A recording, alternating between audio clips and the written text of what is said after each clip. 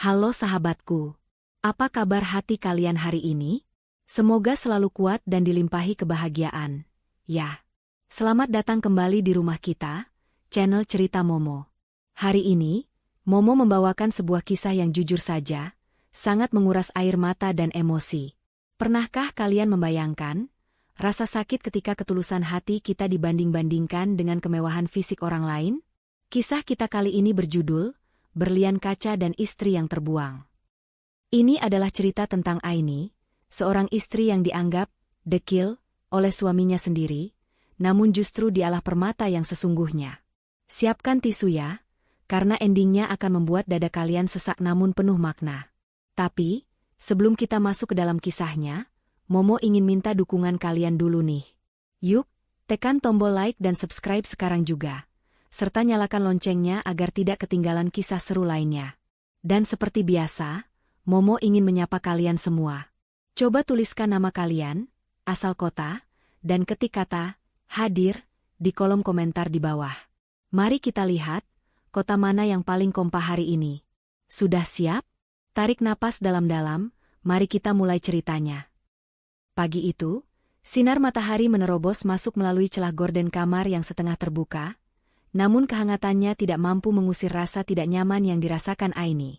Ia terbangun dengan rasa mual yang hebat, perutnya seolah diaduk-aduk. Aini segera berlari ke kamar mandi, memuntahkan isi perutnya yang sebenarnya masih kosong karena belum sarapan. Tubuhnya terasa lemas, ia bersandar di dinding kamar mandi yang dingin sambil mengatur napas. Namun, di balik rasa sakit itu, ada satu dugaan yang membuat jantungnya berdebar kencang penuh harap. Dengan tangan yang sedikit gemetar, Aini membuka lemari kecil di bawah wastafel. Ia mengambil sebuah kotak kecil yang sudah ia simpan selama berbulan-bulan, sebuah alat tes kehamilan. Ia menunggu di pinggir wastafel dengan napas tertahan. 1 menit rasanya berjalan seperti 1 jam. Perlahan namun pasti, garis merah itu muncul. Bukan 1, melainkan 2. 2 garis merah yang tegas dan jelas. Aini menutup mulutnya dengan kedua tangan, menahan isak tangis yang seketika pecah. Bukan tangis sedih, melainkan tangis bahagia yang membuncah. 5 tahun. Sudah 5 tahun lamanya ia dan Radit menanti momen ini. 5 tahun juga ia menelan hinaan dari tetangga yang berbisik di belakang punggungnya, bahkan sindiran pedas dari Ibu Lastri, mertuanya sendiri. Kata-kata Ibu Lastri seringkali terngiang menyakitkan, menyebut Aini sebagai wanita mandul yang hanya bisa menghabiskan beras suaminya tanpa bisa memberikan keturunan. Terima kasih, Tuhan.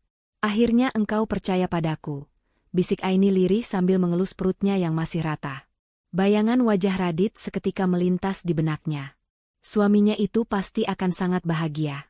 Radit yang belakangan ini sering pulang larut malam, sering marah tanpa alasan jelas, dan terlihat dingin padanya, pasti akan kembali hangat jika mengetahui kabar ini. Aini yakin, bayi ini adalah anugerah yang akan merekatkan kembali hubungan mereka yang mulai terasa renggang dan hambar. Ini adalah kunci kebahagiaan rumah tangga mereka. Tanpa membuang waktu, semangat Aini bangkit. Ia ingin memberikan kejutan spesial. Kabar sebahagia ini tidak pantas hanya disampaikan lewat pesan singkat WhatsApp. Aini ingin memberitahunya langsung di kantor saat jam makan siang. Ia ingin melihat langsung binar mata Radit saat mendengar kata, "Ayah." Dengan langkah ringan, Aini bergegas ke dapur. Ia membuka kulkas dan melihat bahan-bahan yang ada.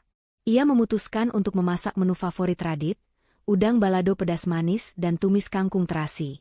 Aroma bumbu yang ditumis segera memenuhi dapur sederhana itu. Aini begitu sibuk memotong, mengaduk, dan mencicipi masakan hingga ia tak sadar keringat mulai bercucuran membasahi daster dan jilbab instan yang dipakainya. Wajahnya berminyak karena uap panas kompor dan udara dapur yang pengap, namun senyum di bibirnya tak pernah pudar sedetik pun. Jam dinding tua di ruang tengah menunjukkan pukul 11 siang. Waduh, keburu Radit keluar makan siang, gumam Aini panik. Ia segera mematikan kompor dan memasukkan makanan yang masih hangat itu ke dalam rantang susun. Saking terburu-burunya karena takut terlambat, Aini hanya mencuci muka sekadarnya dengan air keran. Ia berlari ke kamar, mengganti dasternya dengan gamis harian berwarna biru tua yang sudah agak pudar warnanya karena sering dicuci, namun itu adalah gamis yang paling nyaman ia pakai. Ia menyambar jilbab instan berwarna senada. Aini tidak sempat memoles bedak, apalagi memakai lipstik atau riasan wajah lainnya. Aini berkaca sekilas. Penampilannya memang sangat sederhana, jauh dari kata mewah. Tapi baginya, kabar kehamilan ini adalah kosmetik tercantik yang ia miliki hari ini. Ia berpikir Radit tidak akan peduli dengan penampilannya yang polos dan sedikit kusam. Radit pasti akan fokus pada berita kehadiran buah hati mereka. Aini memesan ojek online agar bisa menembus kemacetan kota lebih cepat. Di sepanjang perjalanan, ia memeluk tas berisi rantang makanan itu erat-erat di pangkuannya, seolah sedang menjaga harta karun yang paling berharga.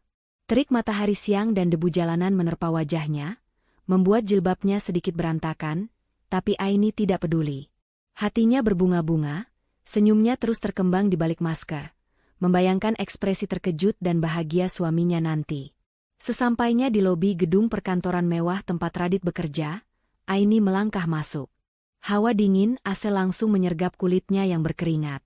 Aini berjalan menuju meja resepsionis dengan percaya diri, meski beberapa staf dan orang-orang yang berlalu lalang menatapnya dengan pandangan menilai. Penampilan Aini memang sangat kontras dengan karyawan di sana yang tampil necis, wangi, dan modis dengan pakaian bermerek. Gamis Aini terlihat lusuh di antara setelan jas dan blazer mahal mereka. "Siang, Mbak. Saya mau bertemu suami saya, Pak Radit," ucap Aini ramah pada resepsionis wanita yang menatapnya dari ujung kaki hingga ujung kepala. "Oh, Bu Aini. Silakan, Bu." Pak Radit ada di ruangannya. "Sepertinya belum keluar makan siang," jawab resepsionis itu, tersenyum tipis. Sebuah senyum sopan namun menyeratkan rasa heran. Bagaimana bisa bos muda yang tampan seperti Pak Radit memiliki istri yang penampilannya seperti pembantu rumah tangga? Aini mengangguk mengucapkan terima kasih. Sama sekali tidak menangkap sinyal meremehkan itu karena hatinya terlalu gembira. Ia menuju lift, menekan tombol lantai 10. Jantungnya berdegup semakin kencang seiring angka di layar lift yang terus naik. Ia meremas gagang rantang makanannya untuk menyalurkan rasa gugup sekaligus bahagia. "Tunggu ya, Mas. Sebentar lagi kamu akan jadi ayah," batin Aini penuh haru. Pintu lift terbuka dengan denting pelan.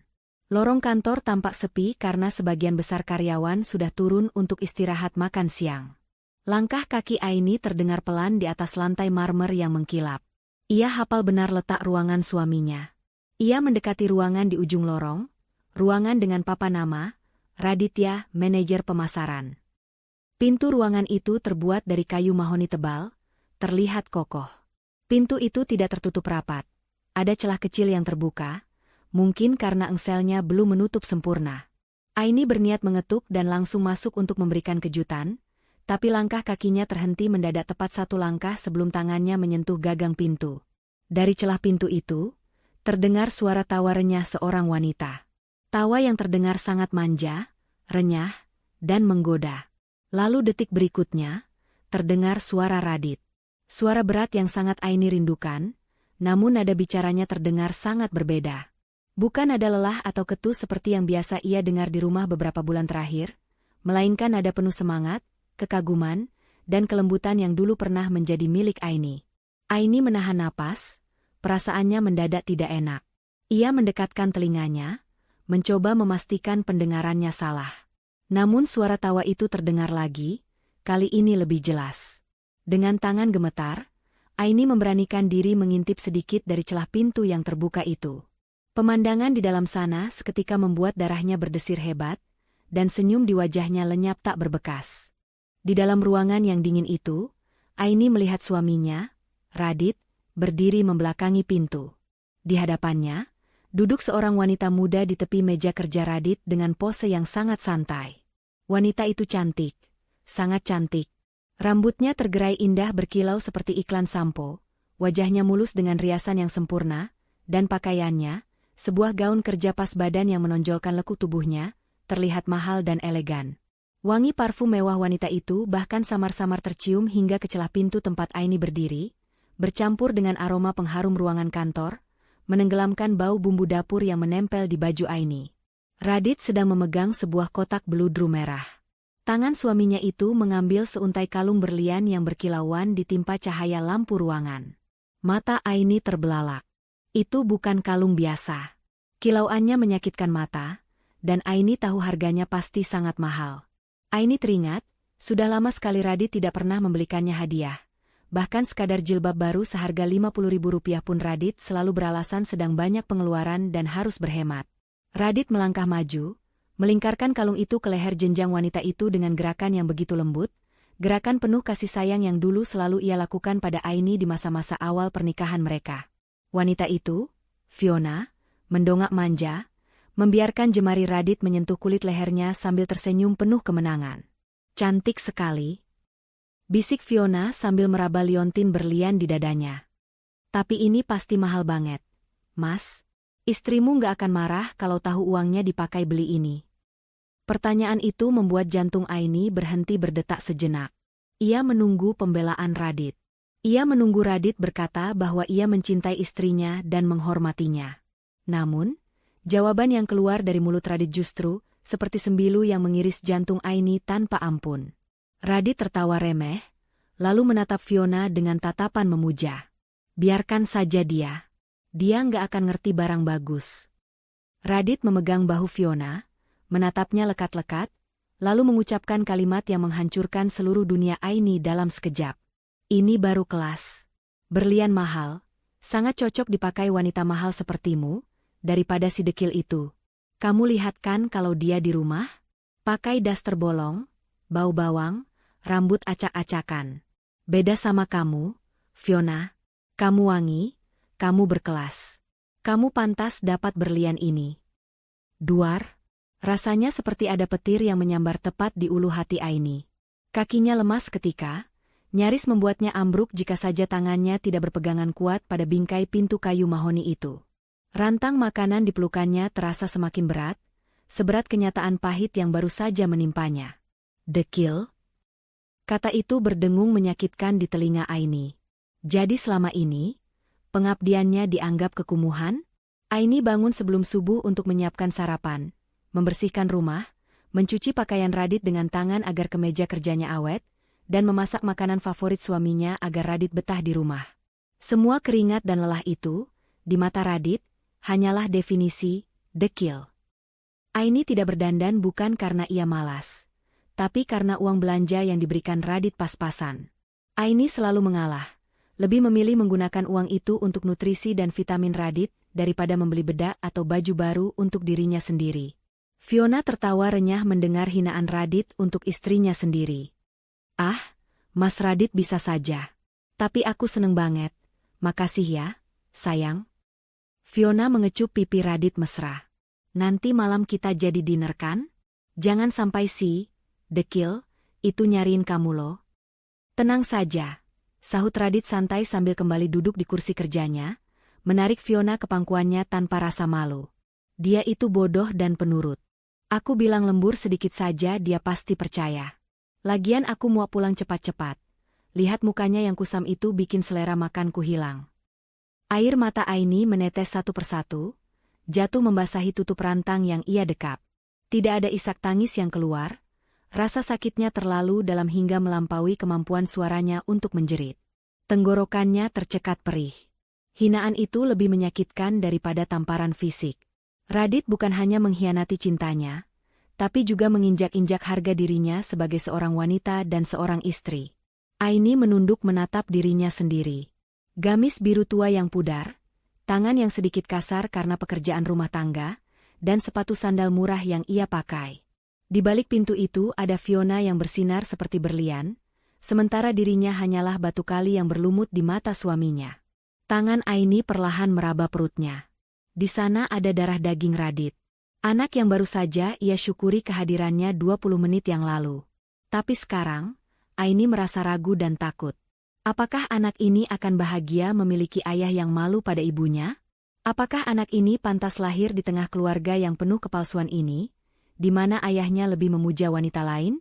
Kemarahan perlahan mulai naik, darah Aini mendidih ingin melabrak mereka. Namun logika Aini menahannya kuat-kuat. Jika ia masuk sekarang, berteriak-teriak sambil melempar rantang ini, apa yang akan ia dapatkan?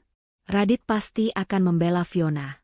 Radit akan semakin menghinanya, menyebutnya wanita gila, kampungan, dan tidak berkelas. Fiona akan menertawakannya, menikmati tontonan istri sah yang histeris dan kalah. Aini tidak mau memberikan kepuasan itu pada mereka. Ia tidak mau merendahkan dirinya lebih jauh lagi di hadapan mereka.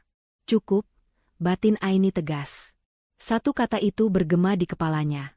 Cukup sudah pengabdiannya yang tidak dihargai. Cukup sudah ia menjadi budak di rumahnya sendiri, hanya untuk mendapatkan remah-remah cinta dari pria yang bahkan jijik melihat wajahnya. Radit menginginkan wanita mahal?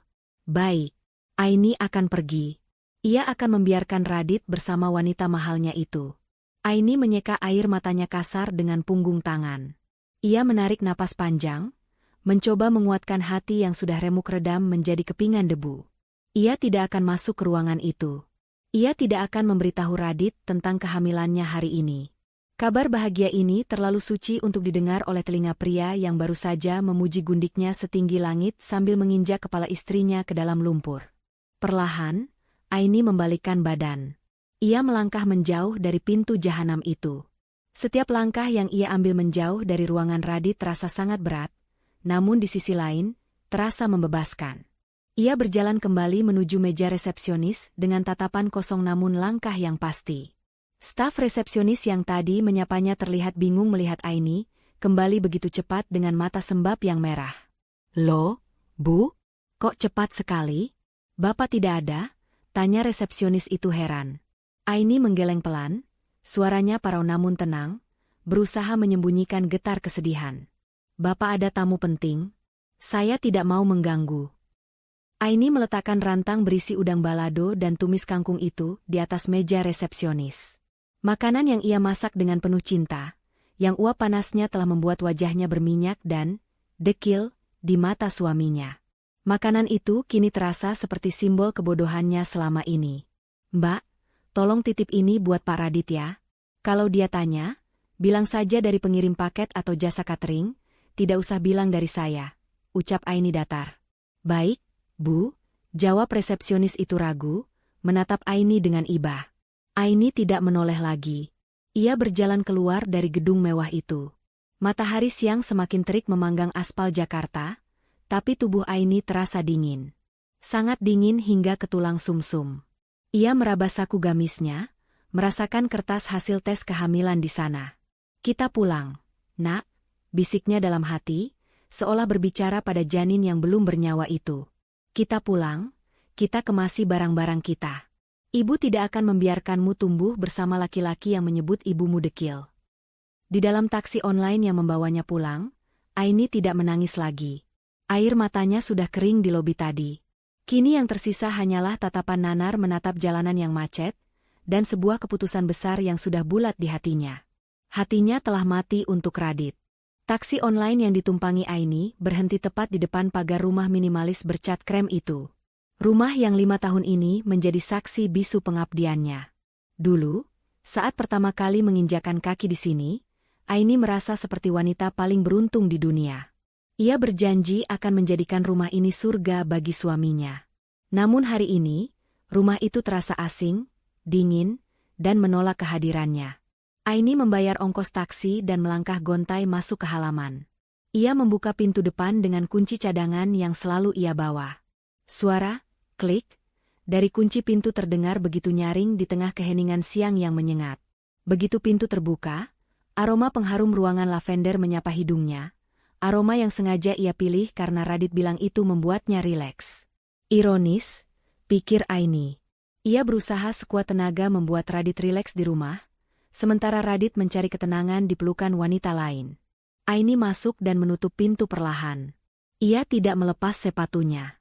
Ia berjalan menyusuri ruang tamu yang bersih tanpa debu, melewati dapur tempat ia biasa menghabiskan berjam-jam waktunya, dan berhenti di depan pintu kamar utama. Dengan napas tertahan, Aini membuka lemari pakaian. Di sisi kanan, berjejer kemeja kerja Radit yang sudah disetrika licin dan wangi. Di sisi kiri, tumpukan gamis dan pakaian rumah Aini yang sederhana. Aini mengambil sebuah koper kecil berukuran kabin dari atas lemari. Koper itu berdebu, pertanda sudah lama sekali mereka tidak pergi berlibur bersama. Terakhir kali dipakai saat bulan madu 5 tahun lalu, saat janji manis Radit masih terdengar indah. Aini mulai memasukkan pakaiannya. Satu persatu gamis, jilbab, dan pakaian dalam ia lipat dengan rapi. Tidak ada amarah yang meledak-ledak saat ia melakukan itu, hanya rasa perih yang menjalar pelan namun mematikan. Matanya tertuju pada sebuah kotak perhiasan kecil di sudut laci. Isinya hanya cincin kawin emas polos dan sepasang anting imitasi. Aini mengambil cincin kawin itu dari jarinya. Cincin yang sudah mulai longgar karena tubuh Aini yang semakin kurus memikirkan rumah tangga. Ia menatap lekat cincin itu. Dulu Radit memakaikannya dengan mata berkaca-kaca, berjanji sehidup semati. Kini, janji itu telah ia tukar dengan berlian di leher Fiona. Aini meletakkan cincin itu di atas meja rias, tepat di samping botol parfum Radit yang mahal. Ia tidak akan membawa apapun yang mengingatkannya pada ikatan palsu ini. Setelah koper itu terisi penuh dengan barang-barangnya yang tidak seberapa, barang-barang, dekil, menurut Radit, Aini menutup resletingnya. Bunyi zip itu terdengar seperti penutup bab kehidupan Aini di rumah ini. Ia tidak membawa satupun barang pemberian Radit, jika memang ada. Bahkan skincare murah yang ia beli dengan uang sisa belanja pun ia tinggalkan. Biarlah Radit melihat botol-botol itu dan sadar betapa iritnya istrinya selama ini demi menjaga keuangan keluarga. Aini menyeret kopernya ke ruang makan. Ia duduk di salah satu kursi, mengambil secari kertas dan pulpen dari laci meja. Tangannya gemetar saat ujung pulpen menyentuh kertas putih itu. Ia ingin menuliskan semua kemarahannya, semua sumpah serapah yang pantas diterima Radit. Tapi, Aini menarik napas panjang, mencoba menenangkan gemuruh di dadanya. Ia ingin pergi dengan terhormat. Ia ingin kata-kata terakhirnya diingat Radit sebagai penyesalan seumur hidup, bukan sekadar amukan istri yang cemburu. Aini mulai menulis. Untuk Mas Radit, suamiku. Aini berhenti sejenak, menghapus air mata yang menetes di atas kertas, membuat tintanya sedikit melebar. Ia melanjutkan tulisannya dengan hati yang dikuatkan. Setelah selesai menulis, Aini melipat kertas itu dengan rapi.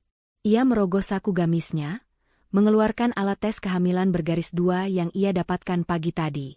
Benda kecil yang seharusnya menjadi tiket kebahagiaan mereka, kini berubah menjadi bukti perpisahan. Aini meletakkan surat itu di tengah meja makan yang kosong. Di atas surat itu, ia menaruh alat tes kehamilan tersebut sebagai penindih. Pemandangan itu begitu menyayat hati. Meja makan tempat biasa Aini menyajikan makanan hangat, kini hanya menyajikan kabar duka atas matinya sebuah pernikahan. Aini berdiri, memandang sekeliling rumah itu untuk terakhir kalinya. Pandangannya berhenti pada foto pernikahan mereka yang tergantung besar di dinding ruang tamu. Di foto itu, Aini dan Radit tersenyum lebar. Aini ingat, saat itu ia merasa menjadi wanita paling cantik sedunia. Tapi hari ini ia sadar, bagi Radit, kecantikannya memiliki tanggal kedaluarsa, dan tanggal itu sudah lewat sejak lama. Selamat tinggal, rumah penuh kepalsuan, bisik Aini lirih. Ia meraih gagang koper, lalu berjalan menuju pintu keluar. Setiap langkah kaki yang ia ambil terasa berat seolah lantai menahannya untuk pergi, tapi logika Aini memaksanya terus melangkah. Ia tidak boleh berbalik. Jika ia berbalik sekarang, ia akan kembali terjebak dalam penghinaan itu selamanya. Ia harus menyelamatkan harga dirinya, dan yang terpenting, ia harus menyelamatkan anak di dalam kandungannya dari lingkungan beracun ini. Sesampainya di ambang pintu, Aini meletakkan kunci rumah di atas rak sepatu. Ia tidak membutuhkannya lagi. Rumah ini bukan lagi tempatnya pulang. Aini membuka pintu pagar, melangkah keluar menuju jalanan perumahan yang sepi. Matahari sore mulai condong ke barat, menciptakan bayangan panjang dari tubuh Aini yang berjalan sendirian menyeret koper. Tidak ada tetangga yang melihatnya pergi. Kepergiannya sesunyi pengabdiannya selama ini. Aini mengeluarkan ponselnya, memesan taksi online lagi. Tujuannya satu, stasiun kereta api. Ia akan pergi jauh. Ia akan pulang ke kota kelahirannya, meski orang tuanya sudah tiada, setidaknya di sana ada makam ibu dan ayah tempat ia bisa mengadu. Atau mungkin, ia akan pergi ke tempat Ratna sementara waktu sebelum memutuskan langkah selanjutnya. Yang jelas, ia harus pergi sejauh mungkin dari jangkauan Radit sebelum malam tiba. Saat mobil jemputan datang dan Aini masuk ke dalamnya, ia tidak menoleh lagi ke belakang. Ia membiarkan rumah itu semakin mengecil di kaca spion, dan akhirnya menghilang di tikungan jalan. Di dalam mobil, Aini mengelus perutnya lembut. Kita hanya berdua sekarang. Nak, ibu janji, ibu akan jadi ibu sekaligus ayah yang hebat buat kamu. Kita tidak butuh berlian untuk bersinar. Kita akan bersinar dengan cara kita sendiri. 20 menit berlalu sejak Aini meninggalkan rumah itu. Rumah itu kembali kosong, gelap, dan sunyi. Hanya ada surat dan 2 garis merah di atas meja makan yang menunggu tuannya pulang. Menunggu untuk menghancurkan hati Radit sehancur-hancurnya, tepat saat pria itu merasa sedang berada di puncak dunia bersama wanita pujaannya. Bom waktu itu sudah terpasang, dan hitungan mundurnya telah dimulai. Malam itu, jarum jam di dashboard mobil Radit sudah menunjukkan pukul 10 lewat. Namun, wajah pria itu tampak cerah, jauh dari kata lelah. Senandung kecil keluar dari bibirnya mengikuti irama lagu jazz yang mengalun pelan dari radio mobil. Hatinya sedang berbunga-bunga. Makan malam romantis bersama Fiona tadi benar-benar memuaskan egonya. Pujian Fiona tentang betapa gagah dan dermawannya dia saat membelikan kalung berlian itu masih terngiang manis di telinga. Radit memarkirkan mobilnya di garasi. Ia melirik ke arah jendela depan rumah. Keningnya berkerut heran. Tidak biasanya rumah gelap gulita seperti ini. Biasanya, Aini selalu menyalakan lampu teras dan ruang tengah, menunggu kepulangannya dengan setia, kadang sambil tertidur di sofa ruang tamu. Tumben, gumam Radit sambil mematikan mesin mobil. Apa dia lupa nyalain lampu? Atau listrik padam? Dengan perasaan sedikit kesal, Radit turun dari mobil. Ia merogoh saku celananya mencari kunci rumah, bersiap untuk menegur Aini karena keteledoran ini. Baginya, tugas Aini di rumah hanya mengurus hal-hal sepele seperti ini. Jika menyalakan lampu saja lupa, apa gunanya dia di rumah seharian? Pintu depan terkunci. Radit memutarnya kasar dan mendorong pintu terbuka. Aroma rumah yang biasanya menyambutnya dengan bau masakan hangat, atau setidaknya wangi pembersih lantai, kali ini terasa berbeda. Hampa. Udara di dalam rumah terasa dingin dan diam, seolah tidak ada kehidupan di dalamnya. Aini, panggil Radit lantang sambil meraba dinding mencari saklar lampu. Lampu ruang tamu menyala, menyinari ruangan yang rapi, terlalu rapi. Tidak ada tanda-tanda Aini. Tidak ada sandal rumah istrinya di dekat rak sepatu. Radit melangkah masuk lebih dalam, suara sepatu kerjanya menggema memantul di dinding-dinding yang sunyi. Aini, kamu di mana? Aku panggil kok nggak nyahut. Serunya lagi, nada suaranya mulai meninggi karena emosi. Ia paling benci jika pulang kerja dan harus mencari-cari istrinya seperti main petak umpet. Ia ingin segera dilayani, dibuatkan teh hangat, dan dipijat kakinya. Radit berjalan menuju dapur. Kosong. Kompor bersih, wastafel kering. Tidak ada tudung saji di meja makan yang biasanya menutupi makan malamnya. Rasa lapar yang sedikit terasa setelah fine dining dengan porsi kecil bersama Fiona tadi, mulai membuatnya semakin uring-uringan. Kemana sih wanita itu? Jam segini keluyuran, gerutunya. Radit berbalik menuju kamar utama. Pintu kamar tertutup. Ia membukanya dengan kasar. Aini, kamu tidur ya? Kalimatnya terhenti di tenggorokan. Kamar itu kosong. Ranjang tertata rapi, spray tidak kusut, bantal tersusun tegak. Aini tidak ada di sana. Namun, yang membuat jantung Radit berdesir aneh, adalah pintu lemari pakaian yang sedikit terbuka. Radit mendekat. Ia melihat sisi lemari yang biasanya penuh dengan gamis-gamis murah Aini kini melompong. Hanya tersisa gantungan-gantungan baju kosong yang bergetar pelan terkena angin AC. Pakaian istrinya hilang. Laci tempat Aini menyimpan barang-barang pribadinya juga kosong. Rasa dingin mulai merayap di tengkuk Radit. Bukan karena AC, tapi karena firasat buruk yang mendadak menyergap. Matanya beralih ke meja rias. Di sana, tergeletak cincin kawin emas polos yang dulu ia beli dengan cicilan di awal pernikahan mereka. Cincin itu ditinggalkan begitu saja di samping botol parfum, seolah benda itu tidak lagi memiliki arti. Dia pergi. Radit bergumam, setengah tidak percaya. Nggak mungkin. Paling cuma ngambek dan pulang ke rumah temannya. Dia kan nggak punya siapa-siapa lagi selain aku. Mau kemana dia? Radit berusaha menyangkal kenyataan. Ia tertawa sumbang, mencoba menepis kepanikan yang mulai tumbuh. Ia yakin Aini tidak akan berani meninggalkannya. Aini itu wanita lemah, bergantung padanya, dan, dekil, siapa yang mau menampungnya? Pikir Radit sombong. Ia keluar dari kamar, berniat mengambil air dingin di kulkas untuk mendinginkan kepalanya. Saat melewati ruang makan untuk kedua kalinya, ekor matanya menangkap sesuatu yang terlewatkan tadi, karena ia terlalu fokus mencari sosok Aini. Di tengah meja makan yang kayu itu, ada secari kertas putih yang dilipat rapi. Dan di atas kertas itu, ada sebuah benda kecil memanjang berwarna putih. Langkah Radit terhenti. Ia mendekati meja makan itu perlahan, seolah benda di atas meja itu adalah bom yang siap meledak. Ia mengenali benda itu. Jantungnya mulai berdegup kencang. Kali ini bukan karena amarah, tapi karena sesuatu yang lain. Tangannya terulur, mengambil benda kecil itu. Sebuah test pack. Alat tes kehamilan. Radit menatapnya lekat-lekat di bawah sinar lampu ruang makan yang temaram. 2 garis merah. Jelas. Tegas. Tidak samar sama sekali. Napas Radit tercekat. Dunia di sekelilingnya seolah berhenti berputar sesaat. 2 garis merah. Positif. Istrinya hamil? Aini hamil? Setelah 5 tahun mereka menunggu. Setelah ratusan kali Ibu Lastri menyindir Aini mandul. Setelah Radit sendiri mulai putus asa dan mencari pelarian. Aini hamil? Tangannya gemetar hebat memegang benda plastik kecil itu. Ada gelombang kebahagiaan yang hendak menyeruak, insting seorang calon ayah yang mendadak bangun. Tapi, gelombang itu seketika dihantam oleh ombak besar realita saat matanya beralih ke kertas putih yang menjadi alas benda itu tadi. Kertas itu bertuliskan, "Untuk Mas Radit, suamiku." Radit meletakkan test pack itu kembali ke meja dengan hati-hati, seolah takut merusaknya. Dengan tangan yang semakin gemetar dan keringat dingin yang mulai membasahi pelipisnya, ia mengambil surat itu. Ia tahu tulisan tangan Aini. Tulisan yang rapi, kecil-kecil, dan bersahaja. Keheningan rumah itu semakin mencekam. Tidak ada suara tawa Fiona, tidak ada musik jazz, tidak ada arogansi yang tadi ia bawa pulang.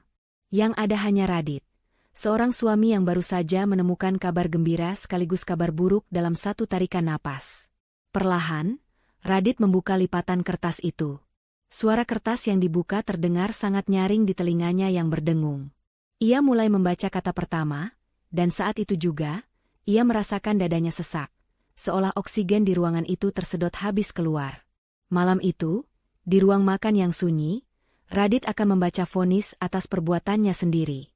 Tangan Radit yang biasanya kokoh saat memegang kendali setir mobil atau menandatangani dokumen penting, kini gemetar hebat.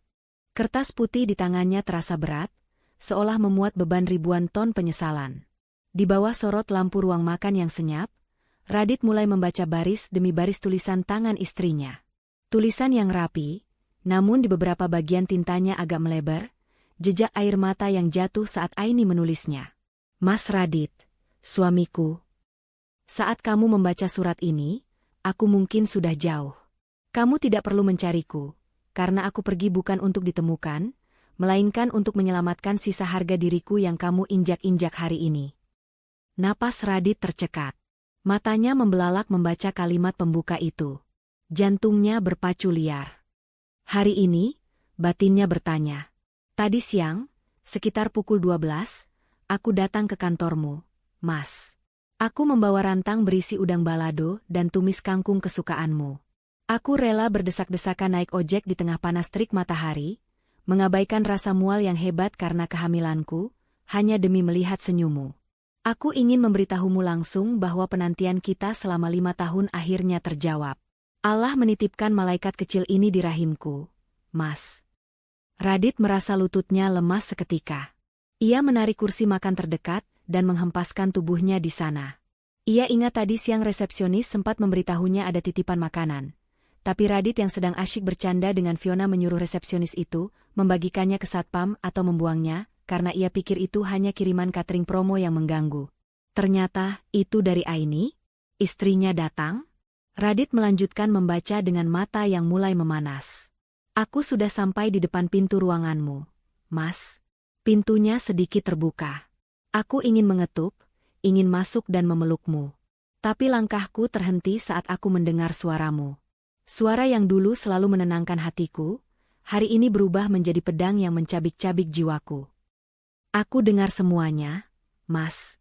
Aku dengar kamu memakaikan kalung berlian itu ke leher wanita lain.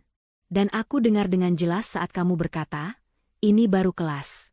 Berlian mahal, sangat cocok dipakai wanita mahal sepertimu, daripada si dekil itu. Ya Tuhan, desis Radit. Suaranya bergetar. Wajahnya pucat pasi. Ia menutup mulutnya dengan satu tangan, menahan rasa mual yang tiba-tiba menyerang ulu hatinya karena rasa bersalah yang teramat sangat. Jadi, Aini ada di sana, di balik pintu itu, mendengar setiap kata keji yang ia ucapkan untuk merendahkannya di depan gundiknya. Dekil. Satu kata itu terus terngiang di kepalaku sepanjang jalan pulang. Mas, apa pengabdianku selama ini hanya sebatas dekil di matamu? Aku bangun sebelum subuh, memastikan kemejamu licin, rumahmu bersih, dan perutmu kenyang. Apakah itu definisi kekumuhan bagimu? Aku tidak pernah meminta perhiasan. Aku tidak pernah menuntut baju mahal, karena aku tahu kita sedang menabung untuk masa depan. Aku menghemat uang belanja demi nutrisi makananmu, sampai aku lupa merawat diriku sendiri. Ternyata, pengorbananku justru membuatmu jijik. Air mata Radit akhirnya tumpah. Jatuh menetes membasahi kertas di tangannya. Ia ingat betapa sabarnya Aini melayaninya, memijat kakinya saat ia lelah, dan mendengarkan keluh kesahnya. Aini tidak dekil. Aini hanya sederhana. Aini tulus. Dan Radit baru saja menyadari kebodohannya. Mas, kamu benar. Berlian itu indah dan mahal. Tapi kamu lupa satu hal. Berlian hanyalah batu yang keras dan dingin.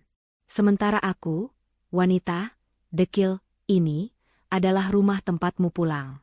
Tapi hari ini, kamu telah menghancurkan rumah itu. Bawalah berlianmu, Mas. Hiasilah hidupmu dengan kemewahan palsu itu. Aku mundur. Aku sadar, aku terlalu berharga untuk bersanding dengan laki-laki yang tidak bisa menjaga pandangan dan lisannya. Aku terlalu mahal untuk dihargai oleh pria murahan yang silau akan fisik semata. Kalimat itu menohok dada Radit dengan telak. Pria murahan. Istrinya yang lembut itu, yang selama ini tidak pernah meninggikan suara, kini menamparnya lewat tulisan yang begitu tajam dan menusuk. Jangan cari aku. Jangan cari anak ini. Tadi siang, aku sempat berpikir anak ini akan bahagia memiliki ayah sepertimu. Tapi setelah mendengar ucapanmu, aku berubah pikiran. Anakku tidak pantas memiliki ayah yang malu pada ibunya. Anakku adalah permata sejatiku, dan aku tidak akan membiarkan dia tumbuh di dekat seseorang yang menganggap ibunya sampah. Hiduplah bahagia dengan pilihanmu, Mas. Anggap saja aku dan anak ini tidak pernah ada. Cincin kawinmu ada di meja rias. Itu satu-satunya emas yang pernah kamu berikan, dan sekarang aku kembalikan. Aku pergi hanya membawa apa yang melekat di badanku, dan harga diriku yang tersisa. Tertanda, Aini, wanita yang dulu mencintaimu. Radit meremas surat itu di dadanya. Raungan keras pecah dari mulutnya, memecah kesunyian malam di rumah kosong itu. Aini. Maafkan aku, Aini, teriaknya putus asa. Suaranya menggema, memantul di dinding-dinding dingin yang bisu. Tidak ada jawaban. Tidak ada langkah kaki Aini yang tergesa-gesa menghampirinya sambil bertanya, "Kenapa, Mas?" Tidak ada segelas air putih yang disodorkan untuk menenangkannya. Yang ada hanya keheningan yang mencekam. Radit meraih ponselnya dengan panik. Jari-jarinya yang gemetar menekan nama, istriku, di daftar kontak.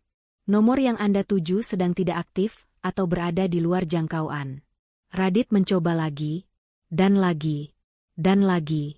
Jawaban operator seluler yang dingin itu seolah mengejek kepanikannya. Ia beralih membuka aplikasi WhatsApp. Foto profil Aini, foto bunga matahari yang ia potret di taman kota setahun lalu, sudah hilang. Hanya ada siluet abu-abu. Pesan terakhirnya centang 1. Diblokir. Radit melempar ponselnya ke meja makan dengan frustrasi hingga layar retak. Ia kembali menatap test pack bergaris 2 itu. Benda kecil itu kini terasa seperti nisan bagi kebahagiaannya. Ia baru saja mendapatkan segalanya. Jabatan bagus, uang untuk membeli berlian, dan wanita cantik seperti Fiona, tapi di detik yang sama, ia kehilangan segalanya yang sejati.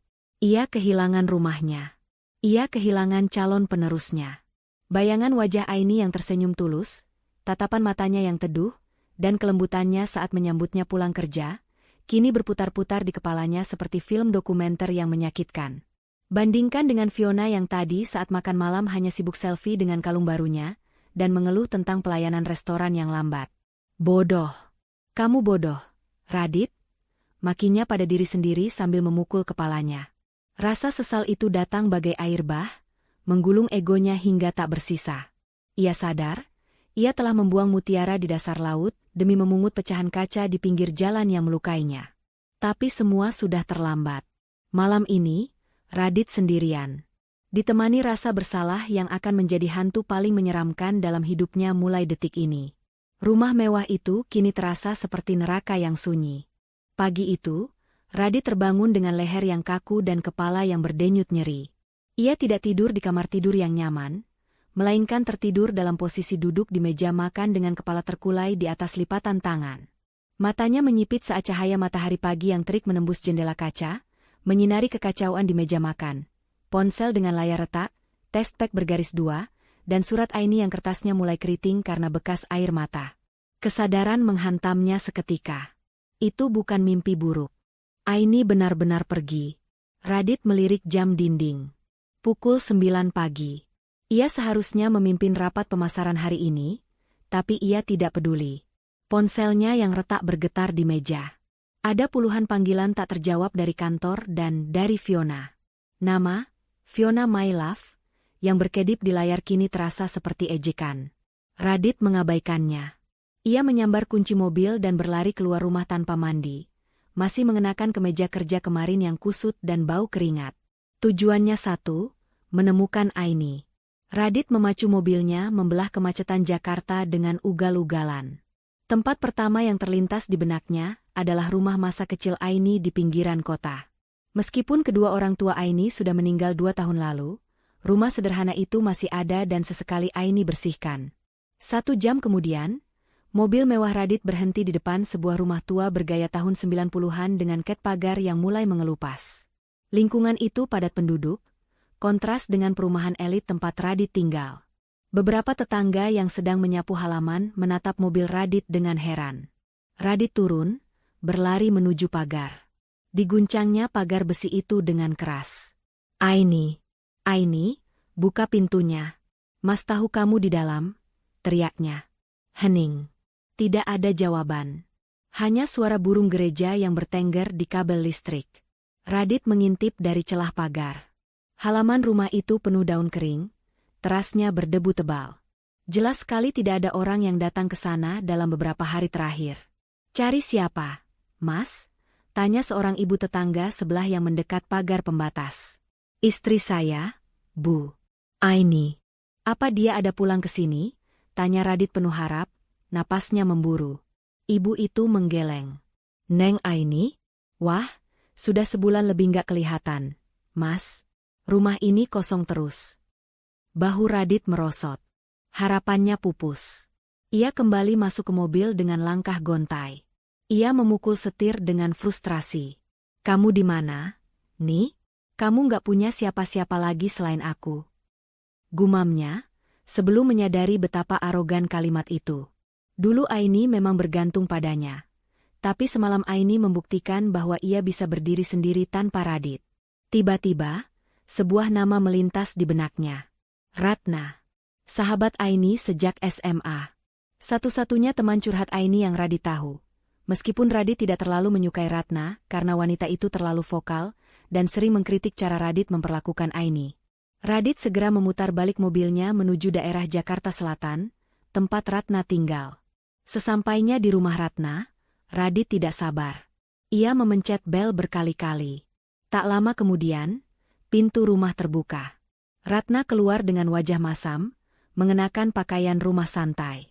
Begitu melihat siapa yang datang, raut wajah Ratna berubah menjadi tatapan penuh kebencian yang terang-terangan. Ratna tidak membukakan pagar. Ia berdiri di balik jeruji besi, melipat tangan di dada layaknya penjaga benteng yang siap berperang. Ngapain lo kesini? Tanya Ratna ketus, tanpa basa-basi memanggil, Mas, atau Pak, seperti biasanya. Ratna, tolong buka. Aini ada di sini, kan? Aku mau ketemu istriku. Pinta Radit, suaranya terdengar putus asa. Ratna tertawa sinis, tawa yang menusuk telinga. Istri? Oh, kirain lo udah lupa kalau punya istri. Bukannya lo lebih sibuk sama wanita mahal, lo itu? Wajah Radit memerah padam. Ratna, tolong ini urusan rumah tangga kami. Biarkan aku bicara sama Aini. Aku tahu aku salah. Aku mau minta maaf. Dia sedang hamil, Ratna. Dia butuh aku. Mendengar kata hamil, ekspresi Ratna berubah, bukan melunak, tapi semakin berapi-api. Ia melangkah maju mendekati pagar, menatap mata Radit dengan tajam. Lo bilang dia butuh lo? Salah besar, Dit. Justru karena dia hamil, dia harus jauh-jauh dari laki-laki racun kayak lo. Bentak Ratna. Asal lo tahu ya, semalam Aini datang ke sini dengan mata bengkak, nyaris pingsan. Dia cerita semuanya. Tentang kantor, tentang kalung berlian itu, dan tentang mulut sampah lo yang nyebut dia, dekil. Aku hilaf, Ratna. Aku nggak bermaksud. Halah, basi, potong Ratna cepat. Hilaf itu sekali, Radit. Kalau selingkuh dan menghina istri sendiri itu namanya watak. Lo sadar nggak sih? Aini itu rela nggak beli baju baru, rela masak sendiri, rela ngurusin ibu lo yang rewelnya minta ampun, cuma biar lo bisa nabung. Dan lo balas apa? Lo beliin berlian buat pelakor pakai uang hasil penghematan istri lo? Radit terdiam, skakmat. Kata-kata Ratna menelanjanginya di siang bolong. Mana Aini, Erate? Izinkan aku ketemu sebentar saja. Aku mau sujud di kakinya. Radit memelas. Air matanya mulai menggenang. Gengsinya sebagai manajer sukses runtuh di hadapan pagar rumah tipe 36 ini. Ratna menggeleng tegas. Nggak ada. Dia udah pergi. Dan kali ini, gue pastikan lo nggak akan bisa nemuin dia. Pergi kemana? Jangan bohong. Ke tempat di mana dia bisa dihargai sebagai manusia, bukan sebagai pembantu gratisan. Seru Ratna. Denger ya, Radit. Lo sekarang pulang aja. Urus saja berlian kacamu yang mahal itu. Jangan cari mutiara yang sudah lo buang ke lumpur. Aini terlalu berharga buat lo. Ratna, tolong. Pergi, usir Ratna keras. Atau gue teriak maling sekarang juga biar warga sini ngegebukin lo. Radit tahu Ratna tidak main-main. Sahabat istrinya itu terkenal nekat. Dengan hati hancur, Radit mundur perlahan. Ia menatap jendela rumah Ratna, berharap melihat bayangan Aini mengintip dari balik tirai, tapi tirai itu tertutup rapat. Radit kembali ke mobilnya dengan perasaan yang jauh lebih hancur daripada saat ia datang. Dunianya benar-benar runtuh. Pintu akses ke Aini sudah tertutup rapat. Saat ia menyalakan mesin mobil, ponselnya berdering lagi. Nama Fiona muncul di layar mobil yang terhubung Bluetooth. Tanpa sadar, Radit menekan tombol angkat. Halo, sayang. Kamu kemana sih? Kok nggak masuk kantor? Suara manja Fiona memenuhi kabin mobil. Aku udah di mal nih, mau makan sushi. Kartu kredit kamu yang kemarin kok limitnya habis sih? Transferin lagi dong, sekalian buat beli tas yang aku mau. Mendengar suara itu, perut Radit mual. Suara yang kemarin terdengar merdu, kini terdengar seperti suara nenek sihir yang memeras darahnya. Bayangan Aini yang rela makan nasi sisa demi Radit bisa makan enak berkelebat.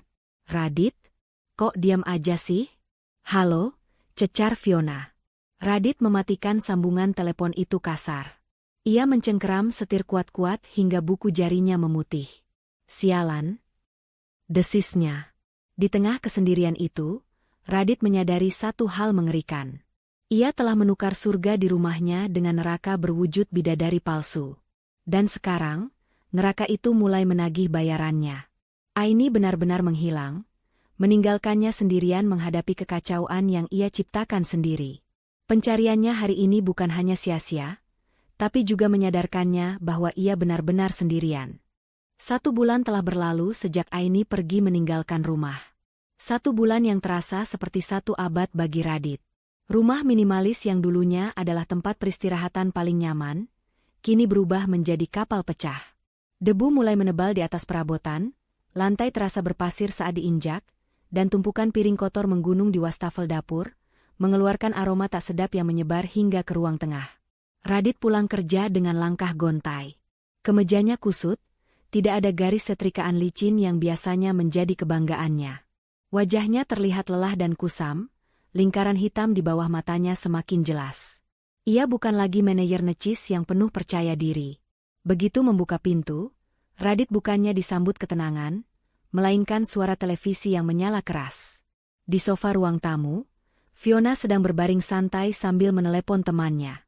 Kakinya yang jenjang diletakkan di atas meja kopi, tepat di samping bekas bungkus makanan cepat saji yang berserakan. "Iya, Beb. Nanti kita ke salon ya. Kukuku patah nih gara-gara buka kaleng soda."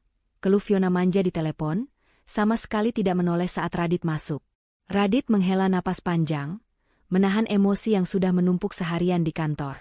Performanya di kantor menurun drastis karena pikirannya kacau, dan teguran dari atasan tadi siang masih membuat kepalanya pening. Radit berjalan ke dapur, berharap ada sedikit makanan. Kosong. Hanya ada sisa tulang ayam dan saus yang mengering di piring kotor. Perutnya perih. "Fiona," panggil Radit dengan suara serak. Fiona menutup teleponnya, lalu menatap Radit dengan alis terangkat. "Kenapa sih, Yang? Pulang-pulang muka ditekuk gitu. Nggak asik banget." "Kamu nggak masak?" tanya Radit, mencoba sabar. "Atau setidaknya pesanin aku makan? Aku lapar banget." "Enam." Fiona mendengus, lalu bangkit duduk sambil membetulkan tatanan rambutnya. "Masak? Hello? Kamu lupa ya? Aku ini Fiona. Tanganku ini buat pakai cincin berlian dan pegang tas branded. Bukan buat pegang pisau dapur dan bau bawang. Kan kamu sendiri yang bilang, aku ini wanita mahal. Wanita mahal itu dilayani, bukan melayani." Kalimat itu menampar Radit telak. Kata-katanya sendiri kini menjadi bumerang yang menghantam balik wajahnya. Tapi setidaknya rumah dirapikan sedikit. "Enam." Lihat itu cucian numpuk di keranjang kamar mandi sampai tumpah-tumpah. Bau apek. "Aku udah nggak punya kemeja bersih buat besok." Radit menunjuk tumpukan pakaian kotor dengan frustrasi. Fiona berdiri, berkacak pinggang. Wajah cantiknya berubah judes. "Heh, Radit. Denger ya.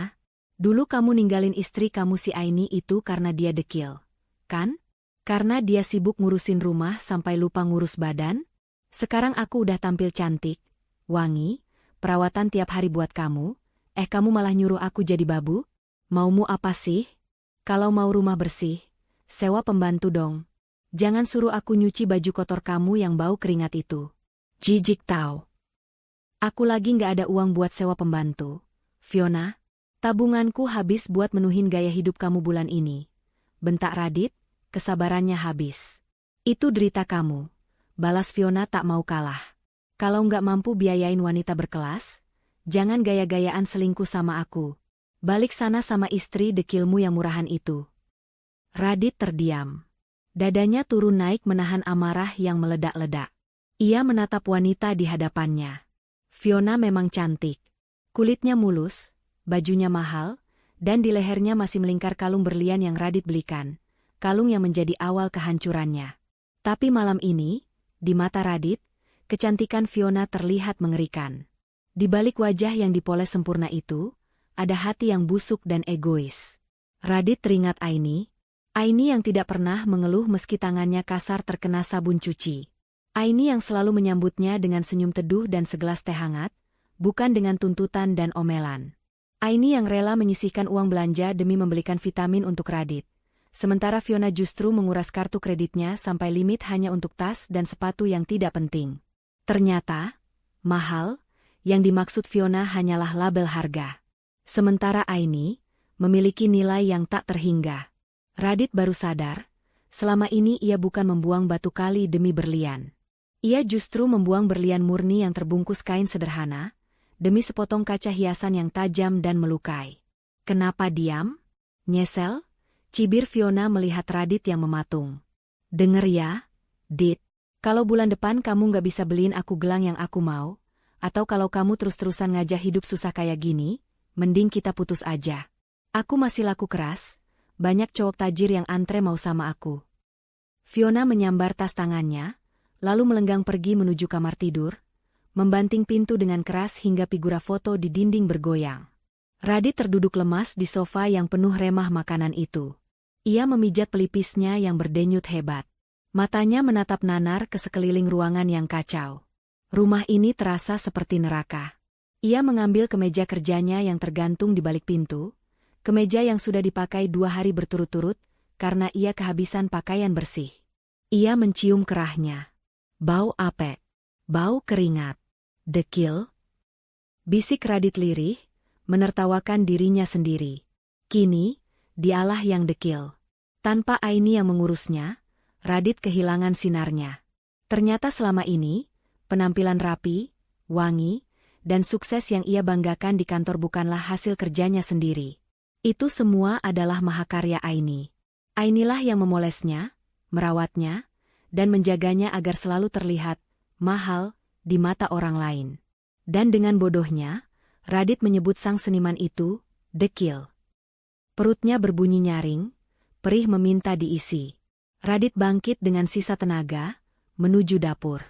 Ia membuka lemari makanan instan. Habis. Hanya ada 1 bungkus mie instan yang remuk di pojokan. Radit merebus air dengan panci yang masih berminyak bekas masakan Fiona entah kapan. Saat menunggu air mendidih, air mata Radit menetes lagi. Ia merindukan sop ayam buatan Aini. Ia merindukan pijatan tangan Aini di bahunya. Ia merindukan suara lembut Aini mengaji di sepertiga malam. Semua itu hilang, digantikan oleh mie instan remuk dan wanita cantik yang hanya peduli pada uangnya. Malam itu, Radit makan mie instan sendirian di meja makan yang berdebu, ditemani penyesalan yang semakin mencekik lehernya. Ia sadar, hidupnya sedang menuju kehancuran total, dan tidak ada Fiona yang akan menolongnya. Justru wanita itulah yang akan mendorongnya ke jurang lebih cepat. Di tengah keheningan, ponsel Radit bergetar. Sebuah pesan masuk dari ibunya, Ibu Lastri. "Dit, besok ibu mau datang ke rumah. Ibu kangen sama masakan Aini. Bilang sama istrimu, masakin ibu pepes ikan ya." Radit mematung membaca pesan itu. Ponsel di tangannya nyaris terlepas. Ibunya akan datang. Ibunya yang belum tahu apa-apa, yang selalu memuja Radit dan meremehkan Aini, akan datang besok. Dan besok, Ibu Lastri akan melihat kenyataan pahit bahwa menantu yang selalu ia banggakan, Fiona, si wanita pilihan anaknya, adalah mimpi buruk yang nyata. Radit menutup wajahnya dengan kedua tangan. "Mati aku." Desisnya putus asa. Badai baru akan segera datang esok hari. Siang itu, matahari bersinar terik, seolah ikut memanaskan suasana yang akan segera meledak di rumah Radit. Sebuah taksi berhenti di depan pagar. Ibu Lastri turun dengan senyum lebar sambil menjinjing tas besar berisi oleh-oleh dari kampung, kerupuk kulit dan buah-buahan segar kesukaan Radit. Ia sudah membayangkan akan disambut oleh Aini yang mencium tangannya dengan takzim, lalu sigap membuatkan minuman dingin dan memasakkan pepes ikan pesanan lewat pesan singkat semalam. Meski Ibu Lastri sering menyindir Aini, dalam hati kecilnya ia mengakui bahwa menantunya itu sangat telaten. Rumah selalu bersih, baju Radit selalu rapi, dan Aini tidak pernah membantah sedikitpun meski disakiti dengan kata-kata pedas.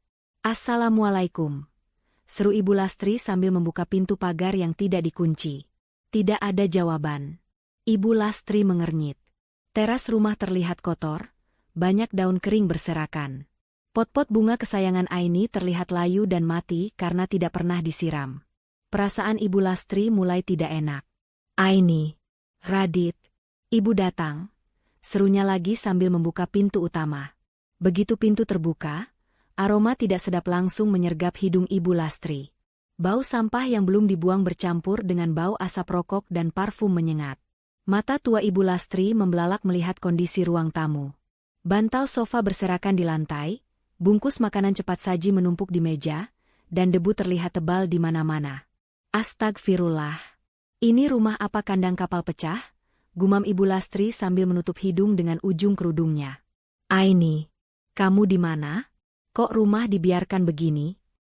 Tiba-tiba, pintu kamar utama terbuka. Bukan Aini yang keluar, melainkan Fiona. Wanita itu masih mengenakan baju tidur tipis berbahan satin, rambutnya acak-acakan, dan wajahnya tampak bengkak khas orang baru bangun tidur. Fiona menatap Ibu Lastri dengan tatapan kesal karena tidurnya terganggu. Siapa sih teriak-teriak siang bolong begini? Berisik tahu nggak? Bentak Fiona tanpa sopan santun. Ibu Lastri ternganga. Tas oleh-oleh di tangannya nyaris jatuh. Kamu siapa? Kenapa ada di rumah anak saya? Mana Aini? Fiona mendengus, melipat tangan di dada. Oh, ini ibunya Radit? Kirain tukang minta sumbangan. Saya Fiona, pacarnya Radit. Calon istri barunya. Aini? Dia udah minggat kali, mana saya tahu. Pacar? Tubuh Ibu Lastri gemetar. Apa maksud kamu? Radit itu suami orang. Aini itu istrinya. Saat itulah Radit muncul dari dapur. Wajahnya pucat pasi melihat ibunya sudah berdiri berhadap-hadapan dengan Fiona. Radit baru saja mengambil cuti mendadak karena sakit kepala hebat memikirkan kedatangan ibunya, dan kini ketakutannya menjadi nyata. Ibu. Cicit Radit pelan. Ibu Lastri menoleh, matanya nyalang menatap putranya. Radit, jelaskan sama ibu, siapa perempuan tidak sopan ini? Kenapa dia ada di sini pakai baju tidur? Dan di mana istrimu? Di mana Aini? Radit mendekat, mencoba meraih tangan ibunya untuk menyalaminya, tapi Ibu Lastri menepisnya kasar. Plak! Sebuah tamparan mendarat di pipi Radit yang sudah tirus. Jawab ibu. Di mana Aini? Radit menunduk, air matanya menetes. Aini pergi, Bu. Sudah sebulan. Pergi? Kenapa pergi? Kamu apakan dia? Desak Ibu Lastri, suaranya mulai parau menahan tangis. Sebelum Radit sempat menjawab, Fiona menyela dengan nada mengejek sambil memeriksa kukunya yang baru dikuteks. Istri kesayangan ibu itu kabur karena ngambek. Lagian salah sendiri, udah dekil, kampungan, nggak bisa ngerawat diri. Radit itu butuh pendamping yang selevel. Bu, yang cantik dan berkelas kayak saya, bukan upik abu kayak Aini. Tutup mulut kamu, hardik Ibu Lastri pada Fiona. Lalu ia kembali menatap Radit. Radit, kamu usir istrimu demi perempuan malas ini? Lihat rumahmu, Dit, kayak tong sampah. Aini tidak pernah membiarkan sebutir debu pun ada di meja, dan sekarang kamu tukar dia dengan perempuan yang bangun siang dan membentak ibumu. Aku hilaf, Bu. Isak Radit, bahunya terguncang hebat. Penyesalan yang selama ini ia pendam akhirnya meledak di depan ibunya. Aku tergoda, Bu. Aku buta. Aku hina Aini, aku sebut dia dekil di depan Fiona. Aini dengar semuanya, Bu, dan dia pergi. Ibu Lastri memegang dadanya yang terasa sesak. Ia memang sering mengkritik Aini, tapi ia tidak pernah menyuruh anaknya berselingkuh, apalagi sampai mengusir istri. Ya Allah, Gusti, bodoh kamu, Radit, bodoh. Radit jatuh berlutut di kaki ibunya. Ia memeluk kaki ibunya erat-erat. Ada satu hal lagi yang ibu harus tahu. Radit tersendat, suaranya timbul tenggelam dalam tangis. Waktu Aini pergi, dia meninggalkan surat dan test pack. Bu. Hening. Suasana mendadak senyap. Fiona yang tadinya acuh tak acuh kini ikut terdiam melihat drama di depannya. Test pack? Tanya Ibu Lastri terbata-bata. Radit mengangguk lemah, tidak berani menatap wajah ibunya. Positif, Bu. Aini hamil. Dia pergi membawa cucu pertama ibu. Cucu yang ibu tunggu selama 5 tahun. Duar. Berita itu menghantam Ibu Lastri lebih keras daripada tamparan apapun. Kakinya lemas seketika. Tubuh tuanya ambruk ke lantai, tepat di samping Radit yang bersimpuh. Tas oleh-olehnya terjatuh, isinya berhamburan keluar. Jeruk dan apel menggelinding menyedihkan di lantai yang kotor. Hamil? Bisik Ibu Lastri dengan tatapan kosong. Air mata mengalir deras membasahi pipinya yang keriput. Menantuku hamil? Dan kamu biarkan dia pergi? Kamu biarkan cucuku pergi membawa sakit hati. Maafin Radit, Bu. Kurang ajar kamu, Radit? Teriak Ibu Lastri histeris, memukuli bahu anaknya bertubi-tubi dengan tenaga yang tersisa. Kamu buang berlian demi batu kali. Kamu buang darah dagingmu sendiri. Ibu pengen cucu, Radit. Ibu selalu marahi Aini karena belum hamil, dan saat dia hamil, kamu malah usir dia. Di mana hati nuranimu? Hah? Ibu Lastri meraung, tangis penyesalan seorang ibu dan nenek pecah memenuhi ruangan itu. Ia teringat betapa seringnya ia menyakiti hati Aini dengan kata-kata, "Mandul." Padahal Aini tetap tersenyum dan memijat kakinya dengan sabar. Sekarang, Aini pergi membawa serta harapan terbesarnya. Fiona mendecih melihat pemandangan itu. Ah, drama banget sih. Hamil doang bangga. Paling juga anak orang lain, celetuknya asal. Ibu Lastri yang sedang menangis, tiba-tiba berhenti.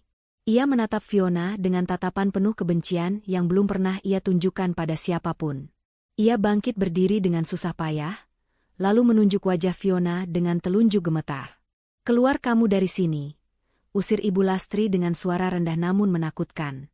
"Dih, siapa situ ngusir-ngusir? Ini rumah pacar saya," balas Fiona nyolot. "Ini rumah anak saya. Dan uang untuk beli rumah ini juga ada 2 istri yang kamu hina itu," teriak Ibu Lastri. Ia mengambil sapu lidi yang tergeletak di pojokan dan mengacungkannya pada Fiona. "Pergi kamu, perempuan gatal. Kamu yang bikin hidup anak saya hancur. Kalau kamu nggak pergi, saya panggil warga biar kamu diarak telanjang." Fiona kaget melihat kemarahan nenek-nenek di depannya. "Gila ya? Oke, aku pergi. Lagian aku juga udah muak sama anak ibu yang kere ini. Kartu kredit limit, rumah bau, ibunya gila." Fiona masuk ke kamar, menyambar tas mewahnya, lalu keluar lagi dengan langkah menghentak. Sebelum keluar pintu, ia meludah ke lantai. "Makan tuh anak ibu yang gak guna." Fiona pergi, meninggalkan Radit dan ibunya dalam kehancuran.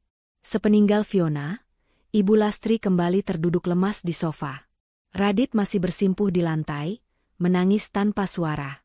Rumah itu kini sepi, tapi sepinya terasa mencekam. "Cari dia, Radit," bisik Ibu Lastri lirih, suaranya penuh kepedihan. "Cari Aini sampai dapat. Ibu nggak mau mati sebelum minta maaf sama dia. Ibu mau ketemu cucu ibu." Radit mengangkat wajahnya yang basah. "Aku sudah cari kemana-mana, Bu. Ke rumah lamanya, ke temannya, semua nihil. Jejaknya hilang di telan bumi." Ibu Lastri memejamkan mata, air matanya terus mengalir. "Ini hukuman buat kita, Dit. Hukuman buat ibu yang gak bersyukur punya menantu sebaik Aini, dan hukuman buat kamu yang gak bisa menjaga amanah. Kita sekarang sama-sama kehilangan." Siang itu, di ruang tamu yang berantakan, seorang ibu dan anak menangisi dosa-dosa mereka. Mereka sadar, penyesalan memang selalu datang terlambat, dan kali ini, harganya sangat mahal. Kehilangan Aini bukan sekadar kehilangan istri atau menantu, tapi kehilangan cahaya yang selama ini menerangi hidup mereka tanpa mereka sadari. Waktu bergulir tanpa ampun. 1 tahun telah berlalu sejak kepergian Aini, dan hidup Radit berubah 180 derajat. Jika dulu ia adalah manajer pemasaran yang disegani dengan setelan jas licin dan wangi, kini ia berdiri di depan meja HRD dengan kepala tertunduk lesu. "Maaf, Pak Radit. Keputusan perusahaan sudah bulat," ucap manajer HRD dingin sambil menyodorkan amplop putih. "Target penjualan tim Bapak tidak tercapai selama 6 bulan berturut-turut. Laporan keuangan berantakan, dan Bapak sering absen tanpa alasan jelas. Kami terpaksa memutus hubungan kerja hari ini." Radit menerima amplop itu dengan tangan gemetar. Dipecat. Satu-satunya kebanggaan yang ia miliki, jabatan yang membuatnya merasa berhak menghina Aini, kini lenyap. Ia membereskan barang-barangnya ke dalam sebuah kotak kardus kecil. Saat berjalan keluar lobi kantor, beberapa mantan bawahannya berbisik-bisik. Radit bisa mendengar samar-samar, "Itu Pak Radit yang selingkuh itu kan? Kasihan ya, ditinggal istri, ditinggal pelakor, sekarang dipecat." Radit mempercepat langkahnya, menahan rasa malu yang membakar telinga. Di luar gedung, hujan turun deras. Dulu, Aini akan mengirim pesan mengingatkan membawa payung, atau bahkan datang menjemputnya dengan ojek payung jika Radit lupa. Sekarang, Radit menerobos hujan dengan kemeja yang basah kuyup, berjalan menuju halte bus karena mobil mewahnya sudah ditarik leasing 3 bulan lalu akibat tunggakan yang menumpuk. Sesampainya di rumah, pemandangan yang menyambutnya semakin menyayat hati. Rumah itu kini tak ubahnya bangunan tua yang tak terawat. Cat dinding mengelupas, Rumput liar memenuhi halaman tempat Aini dulu menanam bunga melati. Di dalam kamar, terdengar suara batuk yang memilukan. Radit meletakkan kardus barangnya dan bergegas masuk. Ibu Lastri terbaring lemah di ranjang. Sejak tahu Aini hamil dan pergi, kesehatan ibunya merosot drastis. Penyesalan menggerogoti fisik dan batin wanita tua itu. "Radit, kamu sudah pulang?" tanya Ibu Lastri lirih, matanya yang cekung menatap nanar. "Aini mana? Aini sudah pulang belum? Ibu mau minta maaf." Pertanyaan itu selalu diulang ibunya setiap hari, seperti kaset rusak yang memutar memori kelam. Radit duduk di tepi ranjang, menggenggam tangan ibunya yang kurus kering. "Aini belum pulang, Bu. Doakan saja Aini sehat di sana," jawab Radit sabar, meski hatinya perih luar biasa. "Ibu lapar, Dit. Ibu pengen bubur buatan Aini, yang pakai suiran ayam dan kuah kuning itu. Rasanya enak sekali." Racau Ibu Lastri, air matanya menetes ke bantal. Radit menelan ludah yang terasa pahit. "Radit buatkan bubur ya, Bu. Tapi bubur biasa, Radit nggak bisa bikin yang kayak Aini." Radit pergi ke dapur. Ia mencoba memasak bubur dari beras sisa yang ada. Namun, karena tidak terbiasa, buburnya gosong di bagian bawah dan terlalu encer. Saat menyuapi ibunya, Ibu Lastri memuntahkannya pelan. "Nggak enak, pahit," keluh Ibu Lastri, lalu menangis lagi memanggil nama Aini. Radit meletakkan mangkuk itu kasar di meja. Ia berlari ke kamar mandi, menyalakan keran air agar suara tangisnya tidak terdengar. Ia menangis sejadi-jadinya di bawah guyuran shower dingin. Ia rindu Aini. Ia rindu masakan Aini. Ia rindu ketelatenan Aini mengurus ibunya. "Aku kualat, Ni. Aku kualat." Raungnya memukul dinding kamar mandi. Hari-hari berikutnya menjadi neraka dunia bagi Radit. Tanpa pekerjaan tetap, ia harus banting tulang serabutan. Ia pernah menjadi pengemudi ojek online dengan meminjam motor tetangga, tapi akunnya sering kena sanksi karena ia tidak fokus. Ia pernah mencoba melamar kerja di perusahaan lain, tapi ditolak karena track recordnya yang buruk di perusahaan lama. Pernah suatu hari, saat sedang mengantar pesanan makanan di sebuah mall mewah, Radit berpapasan dengan Fiona. Mantan kekasih gelapnya itu sedang menggandeng pria tua botak yang terlihat sangat kaya. Fiona mengenakan tas baru, tertawa lepas tanpa beban. Saat mata mereka bertemu, Fiona hanya menatap Radit sekilas dengan pandangan jijik, melihat jaket ojek yang lusuh dan wajah Radit yang kusam kepanasan, lalu membuang muka seolah tidak kenal. "Ih, bau matahari," samar-samar Radit mendengar Fiona berkata pada pria di sebelahnya sambil mengibas-ngibaskan tangan di hidung. Radit terpaku di tempat. Kata-kata dekil yang dulu ia lemparkan pada Aini, kini berbalik menghantamnya telak. Sekarang, dialah yang dekil. Dialah yang bau matahari. Dialah yang tidak berharga. Karma telah bekerja dengan cara yang sangat presisi dan menyakitkan. Puncak keputusasaan Radit terjadi 6 bulan kemudian. Ia nekat mendatangi rumah Ratna lagi, berharap mendapat sedikit petunjuk. Tapi rumah itu sudah kosong. Ada tulisan, "Dijual," di pagarnya. Tetangga bilang Ratna sudah pindah keluar kota mengikuti suaminya dinas, dan tidak ada yang tahu alamat barunya.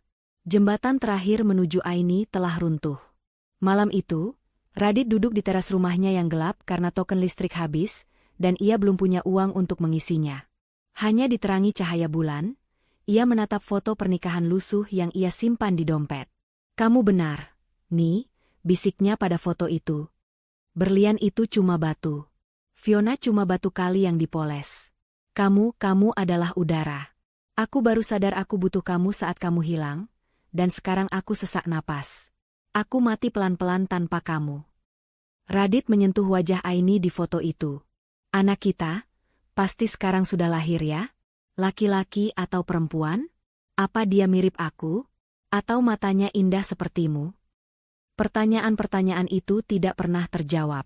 Waktu terus berjalan tanpa ampun, menggilas Radit dalam roda penyesalan yang tak berujung. 1 tahun berubah menjadi 2 tahun. 2 tahun menjadi 3 tahun. Radit menjalani hidup seperti robot. Bangun, kerja serabutan apa saja asal halal. Mulai dari kuli panggul di pasar hingga tukang cuci piring di warung tenda. Pulang, merawat ibunya, lalu tidur ditemani mimpi buruk. Ia menabung sedikit demi sedikit, bukan untuk membeli barang mewah, tapi dengan harapan suatu hari nanti jika Aini kembali, ia bisa membelikan susu untuk anaknya. Penampilannya berubah drastis. Radit terlihat jauh lebih tua dari usianya. Kulitnya menghitam terbakar matahari, tangannya kasar penuh kapalan, dan rambutnya mulai memutih di beberapa bagian karena stres. Tidak ada lagi sisa-sisa kegagahan masa lalu. Namun, di balik kehancuran fisiknya, hati Radit perlahan berubah. Kesombongannya luntur habis. Ia menjadi pria yang pendiam, rajin beribadah, dan selalu menunduk malu. Setiap sujud dalam salatnya hanya berisi satu doa, "Ya Tuhan, izinkan aku melihat wajah anak dan istriku sekali saja sebelum aku mati. Izinkan aku minta ampun." 5 tahun pun berlalu. Doa Radit akhirnya akan terjawab, namun dengan cara yang tidak pernah ia duga sebelumnya. Cara yang akan menyadarkannya bahwa beberapa kesalahan memang tidak bisa diperbaiki, hanya bisa dimaafkan tanpa bisa dimiliki kembali. 5 tahun. Waktu yang cukup untuk mengubah sepotong arang menjadi abu, atau mengubah ulat menjadi kupu-kupu yang indah. Minggu pagi itu, taman kota dipadati oleh keluarga yang sedang berolahraga atau sekadar menikmati udara segar. Di sudut taman, seorang pria dengan seragam petugas kebersihan berwarna oranye yang kusam sedang menyapu guguran daun kering. Pria itu adalah Radit. Wajahnya yang dulu licin kini dihiasi kerutan dan kulit yang terbakar matahari. Punggungnya mulai membungkuk, menanggung beban penyesalan yang tak kunjung usai. Radit berhenti sejenak, menyeka keringat di dahinya dengan lengan baju yang dekil. Matanya menatap kosong ke arah area bermain anak. Ia sering membayangkan, andai ia tidak bodoh, mungkin sekarang ia sedang ada di sana, mendorong ayunan untuk anaknya sendiri, bukan menyapu sampah bekas makanan orang lain. Tiba-tiba, sebuah mobil SUV mewah berwarna putih mutiara berhenti di area drop-off taman. Pintu mobil terbuka. Seorang wanita turun dengan anggun. Jantung Radit seolah berhenti berdetak. Sapu lidi di tangannya terjatuh ke tanah menimbulkan suara, prak, yang lirih. Itu Aini. Tapi itu bukan Aini yang dekil, seperti dalam ingatannya 5 tahun lalu. Wanita di hadapannya ini bersinar. Aini mengenakan gamis modern berwarna pastel yang membalut tubuhnya dengan elegan, jilbabnya tertata rapi, dan wajah itu bersih, cerah, dan memancarkan ketenangan luar biasa. Tidak ada lagi kantung mata lelah atau kulit kusam. Ia terlihat seperti wanita kelas atas, wanita mahal yang sesungguhnya, bukan karena perhiasan yang ia pakai, tapi karena aura kebahagiaan yang memancar darinya. Hati-hati turunnya, sayang. Suara Aini terdengar lembut, terbawa angin hingga ke telinga Radit yang berdiri mematung di balik pohon besar, berjarak 10 meter dari mereka.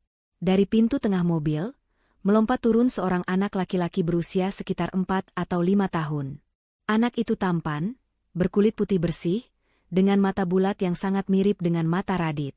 Anak itu tertawa riang, mengenakan pakaian setelan yang modis dan sepatu sneakers bermerek. "Ibu, ayo kita ke perosotan," seru anak itu antusias. Kaki Radit gemetar hebat. Itu anaknya. Itu darah dagingnya yang dulu ia sia-siakan saat masih berupa janin. Radit merasakan dorongan hebat untuk berlari, memeluk kaki Aini, dan mendekap anak itu. Ia ingin berteriak, "Ini ayah, nak, ayah di sini." Radit baru saja akan melangkahkan kakinya keluar dari persembunyian, ketika pintu pengemudi terbuka. Seorang pria keluar. Pria itu tinggi, tegap, berwajah ramah dengan kacamata yang menambah kesan wibawa. Itu Dr. Evan. Dr. Evan menghampiri Aini, lalu dengan natural merangkul pinggang Aini lembut. Aini menoleh pada pria itu dan tersenyum. Senyum manis penuh cinta yang dulu hanya milik Radit, namun telah Radit hapus dengan air mata. Anak laki-laki itu berlari memutar, lalu merentangkan tangannya ke arah Dr. Evan. "Ayah Evan. Gendong. Gendong sampai perosotan," rengek bocah kecil itu manja. Dr. Evan tertawa renyah, lalu dengan sigap mengangkat tubuh mungil itu tinggi-tinggi ke udara. "Siap, jagoan ayah." Pesawat meluncur. "Hore! Ayah hebat!" sorak anak itu kegirangan. Duar, hati Radit hancur berkeping-keping menjadi debu. Kata, "Ayah," yang keluar dari mulut anak kandungnya itu ditujukan pada pria lain. Pria yang tahu cara menghargai Aini. Pria yang memungut permata yang dibuang Radit, lalu menggosoknya hingga bersinar kembali. Radit menarik kembali langkah kakinya. Ia melihat tangannya sendiri yang kasar, kotor memegang sapu, dan bajunya yang bau keringat. Ia menunduk menatap seragam oranyenya. Ini baru kelas. Berlian mahal, sangat cocok dipakai wanita mahal sepertimu, daripada si dekil itu. Kata-katanya 5 tahun lalu kembali menamparnya. Sekarang, lihat siapa yang dekil, lihat siapa yang tidak berkelas. Radit sadar, ia tidak pantas mendekat. Kehadirannya yang kotor hanya akan menodai kebahagiaan suci keluarga kecil itu. Dari kejauhan, Radit melihat Aini tertawa bahagia melihat anaknya bermain dengan Dr. Evan. Tawa itu lepas, tanpa beban. Aini telah menemukan rumahnya yang sejati. Rumah yang kokoh, bukan rumah kardus yang mudah roboh seperti yang Radit berikan dulu. Air mata Radit mengalir deras, membasahi pipinya yang kusam. Ia meremas dada kirinya yang terasa nyeri luar biasa. "Maafkan aku, Aini," bisiknya lirih, suaranya hilang ditelan angin. "Maafkan ayah, nak. Ayah tidak pantas untuk kalian." Aini tiba-tiba berhenti tertawa. Ia seperti merasakan sesuatu. Ia menoleh ke arah pohon besar tempat Radit bersembunyi. Radit panik dan segera menyembunyikan tubuhnya sepenuhnya di balik batang pohon. Napasnya memburu. "Kenapa, Bu?" tanya Dr. Evan lembut. Aini terdiam sejenak, lalu menggeleng sambil tersenyum tipis. "Tidak apa-apa, Mas. Sepertinya aku hanya teringat masa lalu sebentar. Tapi itu sudah lewat. Ayo kita susul Rafa." Aini menggandeng lengan Dr. Evan dan berjalan menjauh, meninggalkan masa lalunya di belakang tanpa menoleh lagi. Radit merosot duduk di tanah, memeluk lututnya sendiri. Di tengah keramaian taman kota yang penuh tawa, Radit menangis sendirian dalam kesunyian yang abadi. Ia telah kehilangan segalanya. Hartanya, jabatannya, istrinya, dan anaknya. Kini ia mengerti, hukuman terberat bagi seorang pengkhianat bukanlah kemiskinan, melainkan melihat orang yang dulu disia-siakannya, kini hidup sangat bahagia di tangan orang lain, sementara ia hanya bisa menjadi penonton dari kejauhan. Radit mengambil kembali sapu lidinya. Dengan langkah gontai, ia kembali menyapu sampah, membawa serta sampah penyesalan di hatinya sampai mati. Tama. Pesan moral. Jangan pernah menilai pasanganmu hanya dari penampilan fisik atau materi semata. Karena, berlian, sesungguhnya adalah ketulusan hati dan kesetiaan yang menemani saat susah. Bersyukurlah atas apa yang kamu miliki hari ini, karena penyesalan yang datang di akhir tidak akan pernah bisa mengembalikan waktu yang telah kamu hancurkan.